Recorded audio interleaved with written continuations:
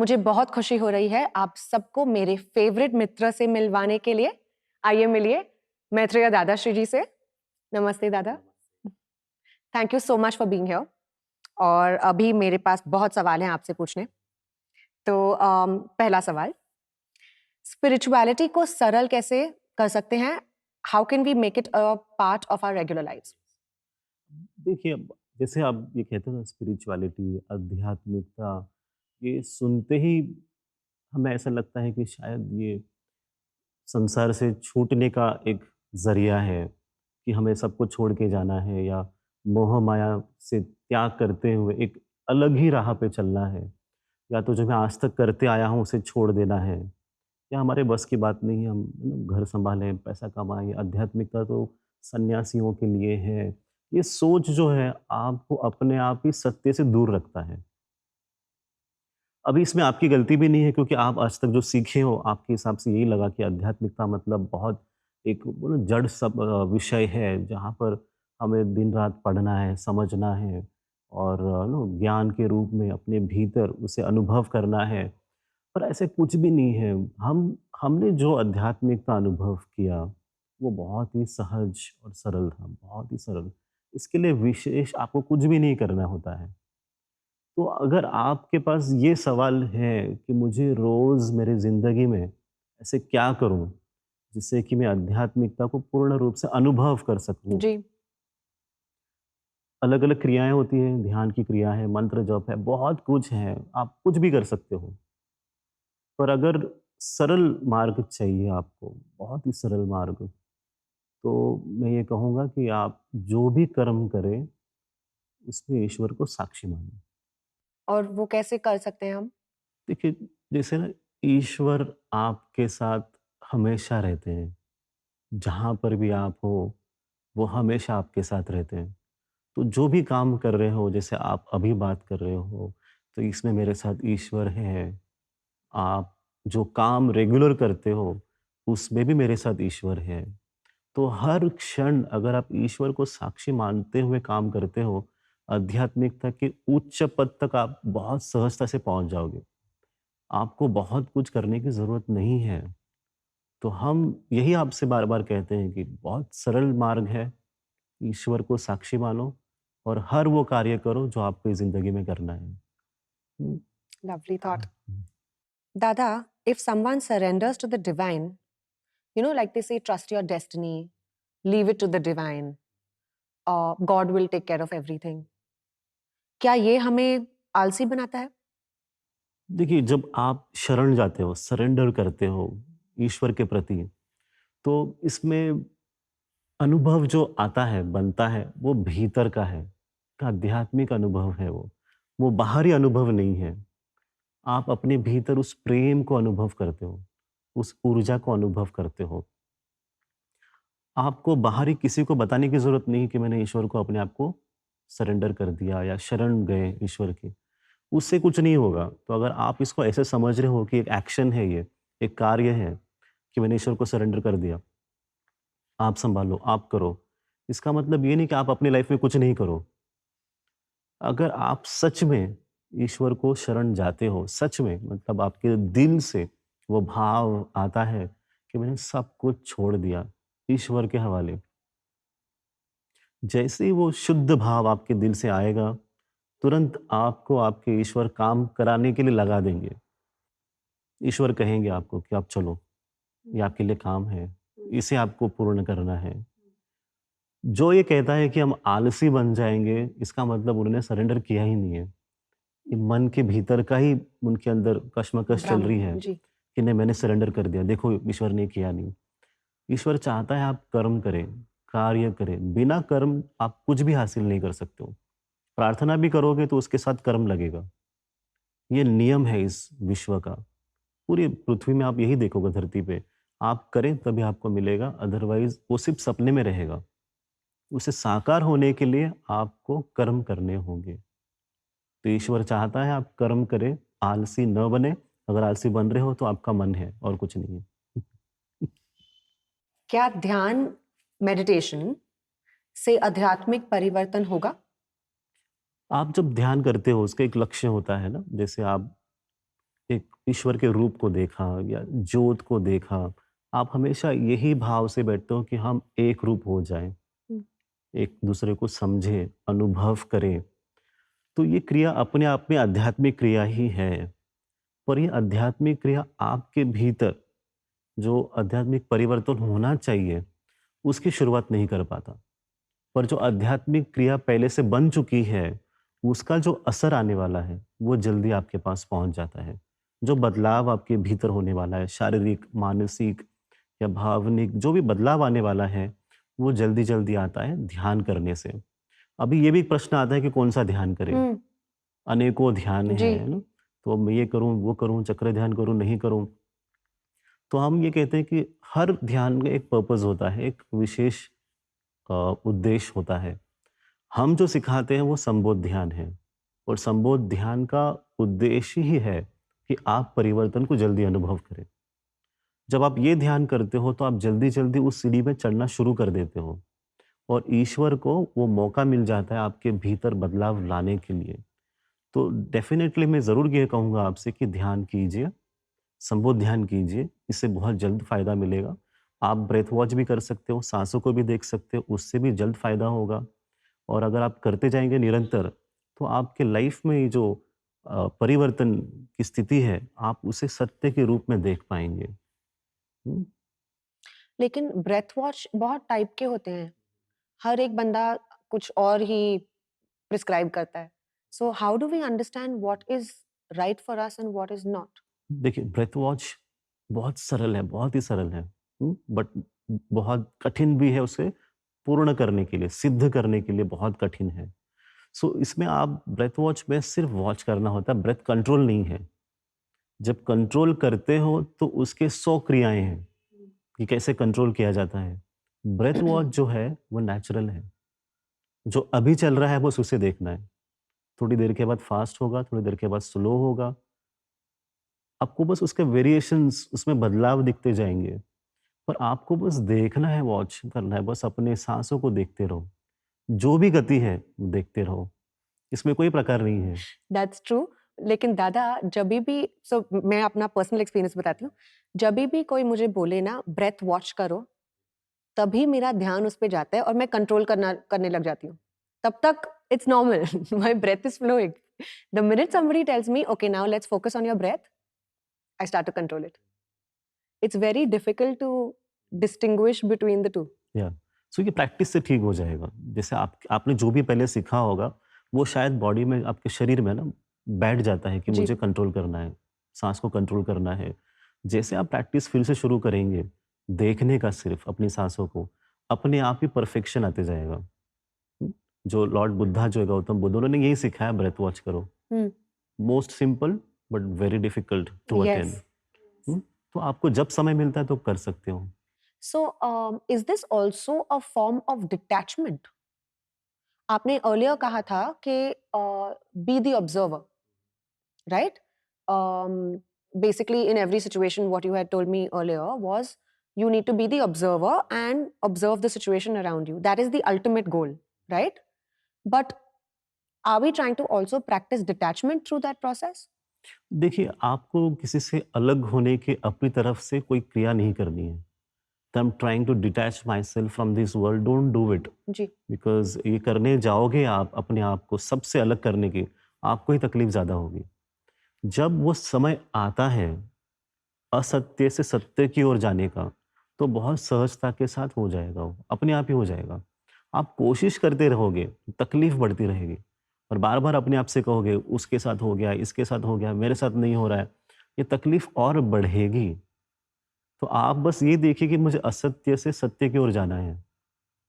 जैसे आप सोच लेंगे आप ये, अपने आप आपका मार्ग बहुत सुखमय हो जाएगा। बहुत अपने आप ही आप वहाँ तक पहुँच जाएँगे कि हाँ, आज मैं अपने आप को मुक्त अवस्था में देख पा रही हूँ। हम्म। सबके बीच में होते हुए भी हम्म। सबसे आप मुक्त रहोगे। हम्म।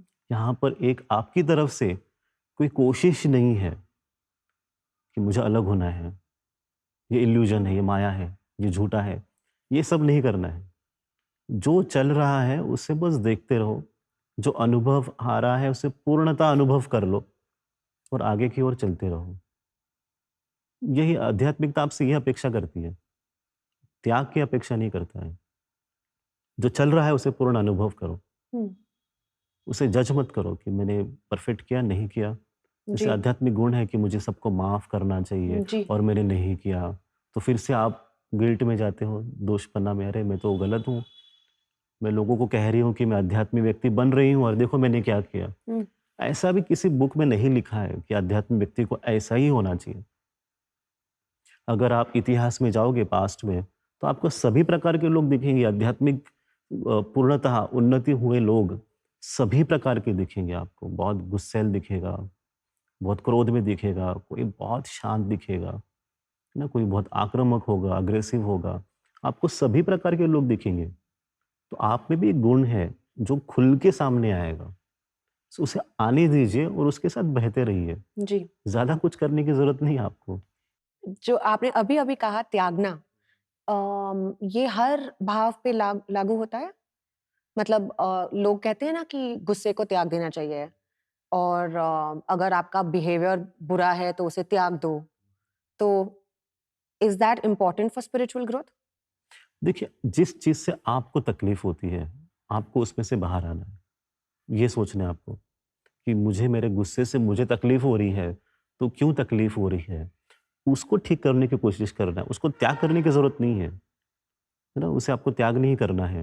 What is the difference? त्याग में ये होता है कि छोड़ दो, मैंने किसी पे गुस्सा कर दिया, मैंने बुरा कह दिया, तो इस भाव को मैंने त्याग दिया कि अपने आप हो गया मुझसे। हुँ, जो एक समय बन गया इसलिए मैंने बोल दिया, हुँ, तो मुझे अपने आप को उससे अलग करना है, भिन्न करना है। हुँ, तो ये भी क्रिया आप करते हो, ये पूर्णतः हो नहीं पाएगी बिकॉज़ कारण उसका ये है कि आपको उसे अनुभव करना बाकी हो गया। हर जो घटना आपके साथ होती है, वो चाहती है आप उसे अनुभव करो। उसमें फँसो नहीं, अटको नहीं, अनुभव करो। जैसे आप पूर्ण अनुभव करोगे, आप आगे बढ़ते जाओगे। हुँ। तो यहाँ पर आपको उससे छूटने की कोशिश मत करना, क्रोध से भागने की कोशिश मत करना। गलती हुई है तो माफ़ी माँग सकते हो और उससे भागना नहीं है कि ठीक है, हम छोड़ दो, कभी सबसे गलती होती है, मुझसे भी हो गई। ऐसा मत करो, हो गई तो अनुभव करो और आगे बढ़ते रहो। So take responsibility for your exactly, actions. सही सही कहा आपने। हुँ, जी। Dadashri ji, everyone tries to achieve the best in life. सभी सक्सेस चाहते हैं, लेकिन even after achieving everything and reaching right on top the pinnacle of success, people experience an emptiness, खालीपन लगता है। Why is that? देखिए बहुत अच्छा अनुभव है ये खालीपन, क्योंकि खालीपन आपको कब पता चला जब आपकी भौतिक जो इच्छाएँ हैं, वो पूर्ण हुई तब। तो वैसे आपकी एक अंदर आध्यात्मिक इच्छा भी है।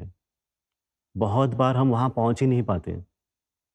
हम पूरी लाइफ में, पूर्ण जीवन में हम एक ही कोशिश करते हैं कि मेरी इच्छाओं को कैसे पूर्ण करें। पैसे कमा के घर चलाना हो या अपने सपनों को पूरा करना हो, ये सारी भौतिक इच्छाएँ हैं। पूर्ण जीवन में कई बार ये इच्छा पूर्ण होती ही नहीं है। पूरे जीवन में आप नहीं कर पाते हो। कई लोग दुःख में ही जीवन का अंत हो जाता है।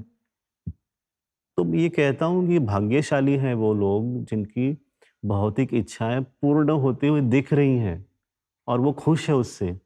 ताकि होता क्या है कि उसके बाद ध्यान आपका आपके भीतर जाता है जी। और तब पता चलता है कि अरे मेरे भीतर और भी कुछ बाकी है। मैंने वहाँ पे ध्यान ही नहीं दिया। अगर आपकी भौतिक इच्छा पूर्ण नहीं होती, तब आप व्यस्त होते उन चीज़ों को हासिल करने के लिए। आज ऐसे है कि वो सब पता चल गया। पैसे हैं, अच्छे लोग हैं, सक्सेसफुल लाइफ है, बट भीतर अभी भी बच गया है। तो जो आध्यात्मिक प्रश्न है, उसका जवाब नहीं मिला। सो भौतिक जीवन में आपने चीज़ों को हासिल किया। आध्यात्मिक जगत में आपको सत्य को अनुभव करना होता है। तो जितना बड़ा अंतर है आपके आध्यात्मिक जगत में, आपके बीच में और सत्य के बीच में, उतनी ही ज़्यादा तकलीफ रहेगी। वो सत्य मेरे से बहुत दूर है, मुझे प्राप्त करना है, मुझे वहाँ तक पहुँचना है। तो ये जो आप वॉइड कहते हो, खालीपन कहते हो, वो खालीपन आपके और आपके सत्य के बीच का जो अंतर है, वही है। और उसके लिए आपको काम करना होगा, आगे बढ़ना होगा अनुभव करने के लिए। हुँ, आप अनुभव का ये शब्द बहुत हुँ, सरलता से यूज करते हुँ, हैं, हुँ, लेकिन हुँ। इसे पार करना और असल में अनुभव करना, क्या ये मुश्किल है? नहीं, मैं फिर से ये कह रहा हूँ, बहुत आसान है, कुछ भी नहीं आपको करना होता है। आपको जैसे पता चलता है कि ये सत्य मेरे भीतर है, मुझे वहाँ तक पहुँचना है, और आप अपनी प्रार्थनाओं के साथ, अपने समझ के साथ, ज्ञान के साथ, ईश्वर के साथ लेते हुए आप जैसे आगे बढ़ते हो, आप उसे अनुभव करना शुरू करते हो। तो इसके लिए आप जैसे अपने मन में सोचोगे आप, ये तो बहुत मुश्किल लग रहा है, शायद मैं कर नहीं पाऊँगी, मतलब ये कुछ अलग है, पर ऐसा बिल्कुल नहीं है। जहाँ पर हो आप, जहाँ-जहाँ आपका शरीर जाता है, मन जाता है, दिल जाता है, साथ-साथ आपके आध्यात्मिक स्थिति भी चलती है। जैसे आप उसे कनेक्ट करोगे, एक संबंध बनाओगे सत्य के साथ, आपको सब कुछ हासिल उसी क्षण हो जाएगा। उसके लिए आपको हिमालय नहीं जाना है, कोई आश्रम भी नहीं जाना है। बैठे-बैठे जहाँ पर हो, आँख बंद करो, अनुभव करो। शुरुआत तो कर लो। हाँ जी, बिल्कुल। इसमें कर्मा का कुछ रोल है? ज़रूर, कर्म बहुत महत्वपूर्ण अपना एक रोल निभाते हैं इसमें, कि अच्छे कर्म हैं तो बहुत सहजता के साथ आप आगे चल पाओगे। आपको सहायता करेगा, एक एक वातावरण निर्माण करके देगा आपको अपनी आध्यात्मिक प्यास को बुझाने के लिए। अगर कर्म ठीक नहीं है तो तकलीफ बढ़ सकती है, तो वहाँ पर शायद आप आध्यात्मिक प्यास के पास नहीं देख पाओ। पर इस पे भी एक अच्छी चीज़ ये होती है कि कई बार दुःख में जाते हैं हम, सबसे पहले भागते हैं ईश्वर की तरफ। आप कुछ करो, आप ये सब देख रहे हो, मैं तकलीफ़ में हूँ, आपने कैसे देख लिया ये सब? तो ये भी एक मौका है कि आप ईश्वर से जल्दी संबंध बना लेते हो। तो दुःख में भी ईश्वर मिल सकता है, और पूर्ण सुख प्राप्त होने के बाद भी आध्यात्मिक स्थिति बन सकती है। दोनों तरीकों से हो सकता है। तो कर्म होते हैं, सुख और दुःख बनाते हैं, दोनों में से भी आप ईश्वर को देखोगे, तो आपका अंतिम पड़ाव बहुत जल्द आपको मिल जाएगा। लेकिन ईश्वर इतने 7.5 बिलियन लोगों की बातें सुन सकते हैं? 100% मतलब ज़रूर सुन सकते हैं, बिकॉज़ ईश्वर एक नहीं है ना, सबके दिलों में है, सब जगह फैला हुआ है। तो उनका जो वास है, उनका जो अस्तित्व है, कण-कण में है, सभी के दिलों के भीतर है ही है। तो वो सभी को अनुभव कर लेते हैं, सबकी इच्छाओं को समझ लेते हैं। So, Dada, a lot of people believe that deity worship doesn't really count in spiritual enhancement. What is your take on that? जैसे आप अपनी आध्यात्मिक यात्रा शुरू करते हो, आपको इसमें ये देखना है कि मेरा अंतिम सत्य का अनुभव कैसे बनने वाला है।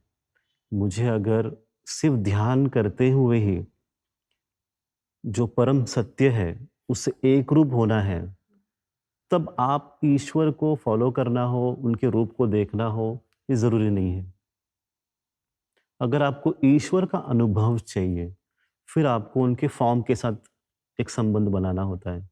एक भक्त है, जो ईश्वर के रूप को ही देखता है, और अपना संपूर्ण विश्व उनके भीतर ही देखता है, कि मेरे ईश्वर ही सब कुछ है, वही परम सत्य है। कोई और है जो कहता है कि निराकार है, ईश्वर का रूप नहीं है, तो वो उसी के साथ चलता है। तो आप अपने आप को कहाँ देखते हो आध्यात्मिक पथ पे? मुझे ईश्वर चाहिए, तो आप ज़रूर अपने ईश्वर की पूजन कर सकते हो, पर एक उद्देश्य के साथ, कि उन्हें मैं अनुभव करूँ। उनसे कुछ प्राप्त न करूँ नहीं, कि वो मुझे और कुछ दे, पैसा दे, सक्सेस दे। उनको अनुभव करने की कोशिश करना, है ना? ये बहुत स्वार्थी हो जाता है कि हम उनके पास जाएँ, एक चीज़ माँगे, वो दें और आप घर चले जाएँ। आप उन्हें क्यों नहीं माँगते हो? आप उन्हें माँगिए कि मुझे आपको अनुभव करना है ना? आप क्या कितना माँगोगे आप? Entire world which is still very tiny, बहुत छोटी चीज़ है ईश्वर को देने के लिए। आप ईश्वर को माँगिए, वो सबसे बड़े हैं, अंतिम सत्य है। तो उस भाव से आप वर्शिप करते हो तो अच्छा है। ईश्वर नहीं चाहता कि आप वर्शिप करें। आपके वर्शिप से ईश्वर बड़े होते ऐसा नहीं है। आप बढ़ते हो अपने आध्यात्मिक जी, पथ पे, जी। है ना? तो भाव बहुत ज़रूरी है, आप जो भी कर रहे हो उसके पीछे। Hmm. Hmm. So my next question. आजकल लोग बहुत सारे अलग-अलग meditations and techniques practice करते हैं. Does this actually help in spiritual growth or is it detrimental to practice multiple things together?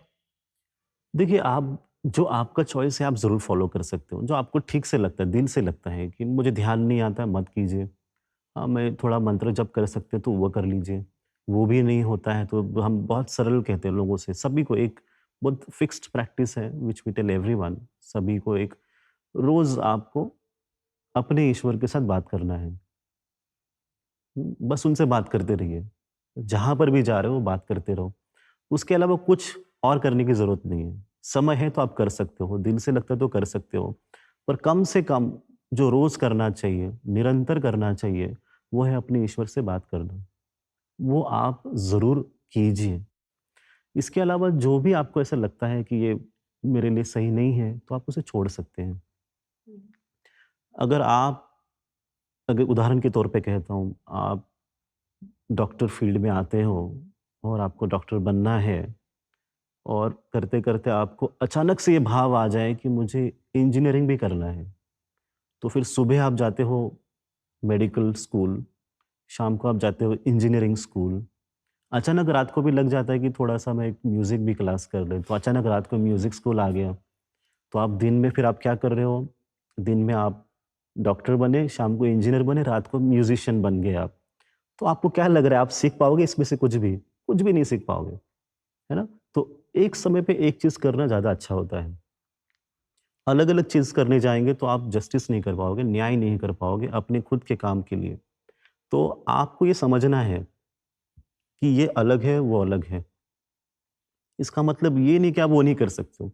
एक को आप कंप्लीट कीजिए, पूर्ण कीजिए, फिर दूसरी चीज़ की ओर आप बढ़िए। सभी चीज़ को एक साथ लेके चलना मुश्किल हो जाता है। तो अगर आप डॉक्टरी कर रहे हो तो उसके अंदर आप बहुत कुछ पढ़ सकते हो। आप अगर फ़िल्म इंडस्ट्री में हो तो आप बहुत कुछ सीख सकते हो फ़िल्म इंडस्ट्री के अंदर ही। नो जो एक डायरेक्टर कैसे काम करता है, जी, एडिट कैसे होता है, सॉन्ग कैसे आप शूट करते हो या जो कोरियोग्राफ डांस होता है, आप बिल्कुल। वो सीख सकते हो। तो आपके पास चॉइसेस बहुत हैं। जी, अचानक से वो छोड़ के अगर आपको कुछ अलग ही काम करना है, तो वो आप नहीं कर पाओगे, है ना? प्रैक्टिकल लाइफ में ऐसे ही होता है ना, ट्रू। आप बहुत कुछ एक साथ नहीं कर पाओगे। वैसे ये चीज़ भी है और यहाँ पर आपको आपके गुरु गाइड करते हैं कि ये आपका मार्ग नहीं है। आप इस पथ पे मत चलिए बिकॉज़ ये आपके लिए सही नहीं है ना? जैसे ना एक उदाहरण ऐसे भी आता है, एक भक्त जो है, वो देवी माँ का भक्त है, वो बहुत प्रार्थना करता है, रोज़ जप करता है और अच्छा भक्त है और कई सालों से वो देवी माँ का ही नाम लेते हैं, मंत्र जपते हैं। अचानक से उनको लगा मैं कृष्ण का मंत्र जप करूँ, तो देवी माँ के सामने बैठ के कृष्ण का मंत्र जप किया, तो अचानक से देवी माँ सामने आ जाती है, शरीर रूप में और उनके गाल पे तमाचा लगाती है ज़ोर से कि तुम सिर्फ़ मेरा मंत्र जप करोगे। तो अभी अगर हम इसे देखते हैं तो ये तो अच्छा नहीं है।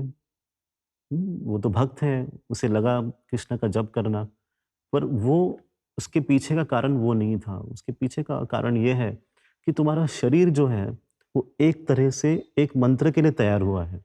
हुँ, आपके शरीर से वाइब्रेशंस निकलती हैं, अलग-अलग कंपन होते हैं, एक भाव बनता है। अचानक से उसमें बदलाव आ जाएगा, तो शरीर ले नहीं पाएगा। तो प्रेम की वजह से ही उसको कहा कि नहीं तुम अभी जो ये कर रहे हो उसे पूर्ण करो पहले, उसके बाद आप दूसरी चीज़ सीखें। तो इसीलिए हम ये कहते हैं कि आप अपने गुरु के मार्गदर्शन के अनुसार ही ये चूज़ करें या तय करें कि मेरे लिए ये सही है या मेरे लिए वो सही नहीं है। कुछ मंत्र होते हैं, बहुत सौम्य मंत्र होते हैं, माइल्ड मंत्रस होते हैं। कुछ बहुत इंटेंस तीव्र रुद्र मंत्रस हैं। आप एक साथ नहीं कर सकते हो और ये समझ में भी नहीं आता है। कई लोग बुक खोलते हैं, मैंने ये कर लिया, वो कर दिया, वो कर दिया। आप सिर्फ़ पढ़ते रहोगे, ज्ञान प्राप्त करोगे पर अनुभव नहीं मिलेगा। आप 5 साल के बाद, 15 साल के बाद खाली रहोगे। अनुभव करने के लिए आपको किसी का मार्गदर्शन की ज़रूरत है। दोस्त रूप में ऐसा नहीं कि आपको बंद जाना है। हुँ, ये मार्गदर्शन अंदर से भी मिलता है, बाहर से भी मिलता है। आपको खुले हो जाना है, अपने आप को ओपन करना है, रिसीव करने के लिए, प्राप्त करने के लिए उस मार्गदर्शन को। जैसे मिलेगा यूज़ कीजिए, इम्प्लीमेंट कीजिए अपने लाइफ़ में और देखिए अपने आप ही आप एक दिशा की ओर बढ़ते रहते हो। निरंतर वो दिशा भी आपको अपनी तरफ खींचती है। तो आप अपनी लाइफ़ में क्या करना चाहते हो, तो समझते हुए आगे बढ़ो। So, Dada, it's a conscious choice, you mean, that we need to choose these things consciously, right? Or um, is it luck? Finding your guide, finding your guru, is it luck? हुँ, दोनों दोनों इसमें शक्यता होती है कि क्या मेरे नसीब की वजह से मुझे मेरे गुरु मिलेंगे जी, तो नसीब की वजह से ज़रूर मिलते हैं। और अगर नसीब में नहीं है, फिर भी मिलते हैं। क्योंकि अगर आपके अंदर तड़प है सही मार्गदर्शन के लिए, तो आप उस सही दिशा में ज़रूर पहुँचते हो। आपको एक प्रार्थना करनी होती है अपने ईश्वर को कि मुझे सही जगह पहुँचा दो, जहाँ मेरा ग्रोथ होगा, उन्नति होगी। एक प्रार्थना करो जहाँ पर भी आप रहते हो, आप देखिएगा आपको अपने आप वो रास्ता मिल जाएगा। आप अपने आप वहाँ पहुँच जाएँगे। तो नसीब की वजह से भी मिलते हैं और नसीब में नहीं होने की वजह से भी मिलते हैं। दोनों चीज़ हो सकती है। Nada, when you say talking to your divine, does it mean that you need to talk to your consciousness? Are you connecting with your intuition? Is it the same thing? सी आप जब बात करते हो, वो भीतर बात करते हो, तो ये मन के परे है, जो आपके दिल के भीतर है। सभी के दिल में ईश्वर का वास है। वो एक शक्ति है। समझ में नहीं आया। मन के परे, दिल के भीतर। दिल के भीतर। इसे क्योंकि प्लीज थोड़ा समझाइए। हाँ, देखिए मन और दिल अलग स्तर पे काम करता है। मन जो होता है वो व्यावहारिक दुनिया है, उसके बारे में सोचता है कि मुझे मेरे रोज़ ज़िंदगी में क्या करना चाहिए, कैसे करना चाहिए, सही क्या है, गलत क्या है, रोज़ इसमें उलझा हुआ रहता है। दिल जो है वो ईश्वर का स्थान है जहाँ से शुद्ध भाव आता है, जो प्रेम का भाव है। किसी के लिए आपको दया भावना आती है, क्षमा करना होता है, विश्वास आना होता है। ये सिर्फ़ दिल से आ सकता है। शरणागति की भावना, सरेंडर होना, ये दिल से आता है, मन से नहीं आता। तो जब आपको जैसे किसी के ऊपर शंका आती है, डाउट आता है, ये मन से आता है, दिल से कभी नहीं आता। सो आप इसको धीरे-धीरे समझ सकते हो कि दिल के अंदर शांति है, मन के अंदर शांति नहीं है। जैसे आप दिल से कनेक्ट करोगे शांति का अनुभव होगा, जैसे शांति को कनेक्ट करोगे तो दिल का अनुभव होगा, क्योंकि वहीं पर आपके ईश्वर का स्थान है और आप रोज इनसे बात करते रहते हो। जो गहरी अवस्था है वहां पर ईश्वर आपके बैठे हुए हैं और आपकी आवाज सुनते हैं और वो चाहते हैं आप भी उन्हें सुनिए।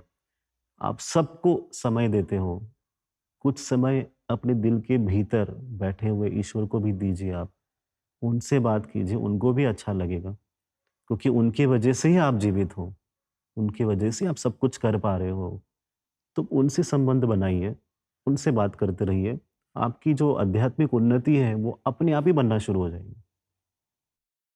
दादा, all are beautiful scriptures, Gita, Mahabharata, क्या ये सब फैक्ट है या फिक्शन है? देखिए, अब जैसे कुछ बुक्स हैं, जो कुछ स्क्रिप्चर्स हैं, शास्त्र हैं, जहाँ पर सत्य दिया हुआ है। जैसे भगवद गीता है, जो शुद्ध रूप में आज भी लोगों को सिखाया जाता है, उसके बारे में बताया जाता है। पर कुछ पुराण है जहाँ पर थोड़ा-सा हस्तक्षेप हुआ है, लोगों ने अपने चीज़ों को भी उसमें ऐड किया है। तो वहाँ पर आपको थोड़ा-सा सँभलना होता है कि सत्य इसमें क्या है, असत्य इसमें क्या है। और जब कशमकश ऐसी हो, तो अपने दिल से पूछिए, अपने ईश्वर से पूछिए। आपको तुरंत वो बता देंगे कि ये सही है और ये गलत है। Dada, it's said that bhakti originated in South India. Now, I obviously may be biased because of my connection to the South, but is this true? Is it true that different states and different countries have different levels of spirituality? अब देखिए, आप जैसे भी पूर्ण अपने भारत देश भी भ्रमण करते हो या घूमते हो, हर प्रदेश में खासियत है और ख़ास करके आध्यात्मिक ज्ञान के साथ, आध्यात्मिक अनुभव के साथ। आपको कहीं पर पंजाब जाते हो तो गुरु भूमि जो है, गुरु के ज्ञान का अनुभव होता है। महाराष्ट्र में संतों का अनुभव होता है। साउथ में आपको भक्ति का अनुभव होता है। तो हर प्रदेश में अलग-अलग जो महात्माएँ हैं, उनका जन्म हुआ है और उन्होंने अपने हिसाब से अपने आध्यात्मिक स्थिति को लोगों तक पहुँचाने की कोशिश की है। तो मैं ज़रूर ये कहता हूँ कि साउथ इंडिया में जो भक्ति संप्रदाय है, वो बहुत ही अच्छी तरीके से स्थापित हुआ है। आज भी आप वहाँ जाएँ और अपने ईश्वर से कनेक्ट करते हो, तो आपको वो ऊर्जा भी महसूस होती है वहाँ से। वैसे पूर्ण विश्व में भी वही है, अलग-अलग ऊर्जाओं की वजह से, अलग-अलग जगह की वजह से अलग भाव उत्पन्न होता है। तो आप आध्यात्मिक स्थिति को वहाँ पर भी अनुभव कर सकते हो। जी। ऊर्जा वहाँ पे एक लैंड में कैसे रह जाती है? देखिए, आप जैसे शरीर जो आपका शरीर में कहाँ पर आँखें हैं, कान हैं, हाथ हैं, उँगलियाँ हैं, वैसे ही पूरा विश्व में एक अलग-अलग जगह है, अलग जगह की अलग ऊर्जा है। तो वहाँ पर एक विशेष प्रकार का अनुभव बहुत अच्छी तरीके से बन के आता है। तो इसीलिए आप साउथ में देखते हो तो भक्ति बहुत जल्दी से आ जाती है ना? वैसे थोड़ा-सा आप नॉर्थ की तरफ जाओगे तो ज्ञान हो सकता है ना? आध्यात्मिक ज्ञान जिसे आप समझते हो, सिखाते हो, तो इसे पूरे विश्व में इसी प्रकार की एनर्जीज़ हैं, है ना? जैसे कुछ सेंटर्स कह सकते हो, एनर्जी सेंटर्स, जी। ऊर्जा केंद्र कह सकते हो, जो पूरे विश्व को संचालित करता है। उसके भीतर की जो ऊर्जा है, एनर्जी है, सभी विश्व को समान अवस्था पे रखने की कोशिश करता है। तो ये एक अपने आप ही एक नैसर्गिक एक अनुभव है, जो होता है और आप जहाँ हो, आप उसे पूर्ण रूप से अनुभव करने की कोशिश करो, जिस जगह पे भी आप हो। जी। Do these centers expedite the process of spirituality? वो उस जगह के लिए करेंगे। हुँ, पर अगर एक जैसे आपके बॉडी के अंदर भी 7 चक्रास हैं जी, और अगर एक चक्र मूलाधार चक्र एक्टिवेट हो जाता है या स्वादिष्ठान चक्र एक्टिवेट हो जाता है, तो अपने अगले चक्र को भी एक्टिवेट कर देता हूँ। वैसे सारी ऊर्जाज़ अलग-अलग होने के बाद भी एक-दूसरे से वो कनेक्टेड ही हैं, सबका एक संबंध है। तो एक-दूसरे को भी इन्फ्लुएंस करके वो उसके अंदर भी जागृति स्थापित करता है। तो ये अपने आप ही बनता है और आने वाला समय में तो बहुत बड़ा शिफ्ट होगा, मतलब बहुत बड़ा बदलाव आएगा। ऊर्जा बदलेगी, जो हमारी धरती है, उसकी जैसी ऊर्जा बदल जाएगी, वैसे आपका अनुभव बदल जाएगा। आज अलग प्रकार की ऊर्जा होने की वजह से अभी भी आप अपने आप को बंदिस्त अनुभव कर सकते हो, बंधे हुए अनुभव कर सकते जी। हो। पर जैसे ही वो बड़ा बड़ा प्रकाश आएगा, बड़ी ऊर्जा आएगी, वैसे ही आपका अनुभव अपने आप ही बदल जाएगा। हमें बस उसका इंतज़ार करना है और कुछ समय के लिए। कितना समय? तो आप जितना जल्दी आप तैयार हो जाएँगे, उतना जल्दी हो जाएगा। दादा, परिवर्तन ट्रांसफॉर्मेशन की बात आप करते हैं। What is the role of divine in transformation? जैसे मैंने कहा ना, ईश्वर के बिना या उस शक्ति के बिना बड़ा परिवर्तन नहीं हो सकता। इसके पहले भी आप परिवर्तन के बारे में सोचते रहोगे। अच्छी सोच इसके पहले भी रहेगी, पर वो अनुभव के तौर पे कभी बना नहीं, वो अभी बनेगा। जो अच्छा आप सोच रहे हो, उसके साथ-साथ अच्छी घटनाएँ बनती रहेंगी। इसे कोई रोक नहीं सकते। तो ये जो ट्रांसफ़ॉर्मेशन है, आध्यात्मिक परिवर्तन है, उसके लिए भी एक दैविक ऊर्जा लगती है, जो सबको उसके साथ जोड़ के रखता है। उदाहरण के तौर पे जैसे सूरज है, सूरज की वजह से सारे ग्रह जो हैं, वो जीवित रहते हैं। जो सौर ऊर्जा कहते हैं, सोलर पावर, उसकी वजह से सब कुछ फ़ंक्शन कर सकते हैं हर प्लैनेट्स पे। बिना सूरज हम हमारे इस पूर्ण ब्रह्मांड के सिस्टम जो है, जो हमारे सौर सिस्टम है, वो पूर्ण नहीं हो सकती, सूरज के बिना। वैसे ही डिवाइन के बिना ट्रांसफ़ॉर्मेशन कंप्लीट नहीं होगा। तो जो डिवाइन है, वो फिज़िकल फ़ॉर्म में सारी ऊर्जाओं को एकत्रित करेगा और सभी को, सभी दिशाओं तक प्रेरित करेगा उसे अनुभव करने के लिए। इसका एग्ज़ाम्पल और भी आता है, जैसे गौतम बुद्ध जब थे, उनके होने की वजह से सबको एनलाइटनमेंट का अनुभव हुआ, उनके नहीं होने की वजह से नहीं हुआ। इससे क्या पता चलता है कि किसी का होना ज़रूरी है। जब शरीर रूप में होते हैं, अनुभव करना आसान हो जाता है। आपको वहाँ से वो ज्ञान प्राप्त होता है, वहाँ से वो स्थिति प्राप्त होती है और वो आपको स्थिति दे सकते हैं अनुभव करने के लिए। तो डिवाइन ये काम करेंगे, सभी ऊर्जाओं को मार्गदर्शन करेंगे, जिसका केंद्र स्थान जैसे सूरज है, वैसे ही डिवाइन का फिज़िकल फ़ॉर्म होगा और वो ट्रांसफ़ॉर्मेशन रियलिटी में सत्य के सत्य अनुभव करके देगा आपको। आप उसे फ़ील कर सकते हो, देख सकते हो, अनुभव कर सकते हो। आपके भीतर भी शांति होगी, बाहर भी शांति होगी और एक नई दुनिया का अनुभव आप करोगे, बहुत जल्द। वाओ! दादा, हमारी एंटरटेनमेंट इंडस्ट्री के लिए आपका क्या मैसेज है? देखिए, आप जो कर रहे हो, आप करते रहिए, अच्छी सोच के साथ, अच्छे भाव के साथ। पर एक चीज़ आप सभी अपने भीतर समझ लीजिए, इसके आगे अगर आप कुछ करना चाह रहे हो, कोई भी आपका प्रोजेक्ट है, मूवी है, जो कंटेंट है, उसमें एक थॉट, एक विचार, सोच रखना होगा।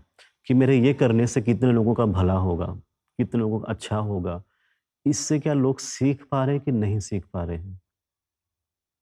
मनोरंजन करते हुए, ये नहीं कह रहे कि आपको बहुत गंभीर विषय लोगों के सामने लाना है। मनोरंजन करते हुए भी लोग अच्छी चीज़ सीख सकते हैं। और मैं ये देखता भी हूँ कई बार, शायद बहुत अच्छे ऐसे मूवीज़ अच्छे विषयों पे बनते हैं, लोग सीखते भी हैं। बिकॉज़ जो ना कारण ये है कि आप लोग रोल मॉडल बनते हो कई लोगों के लिए, ख़ास करके यूथ के लिए। जैसा आप रहोगे वैसे वो भी रहेंगे। तो आप थोड़े से अच्छा बन जाते हो, वो भी थोड़े से अच्छा बन जाते हैं। आप थोड़े से बुरा बनते हो तो वो भी थोड़ा बुरा बनने की कोशिश करते हैं। ये सत्य है, इससे इसे आप नकार नहीं सकते। आप माने या न माने, आप लोगों को इन्फ्लुएंस करते हो, उनके ऊपर प्रभाव डालते हो, तो क्यों नहीं अच्छा प्रभाव ही डालने की कोशिश करें। जब ये करोगे तो आने वाला समय आप सबके लिए अच्छा बनेगा। तो मेरी तरफ से तो पूरा आपको सपोर्ट है कि आप अच्छा काम कीजिए, लोगों को मार्गदर्शन कीजिए और अच्छा समय के लिए तैयार हो जाइए। हुँ, Thank you so much, Dada. हुँ, Thank you. Thank you. What a wonderful chat. यस, Eye-opening, यस, really. Thank you. जी, Namaste. नमस्ते।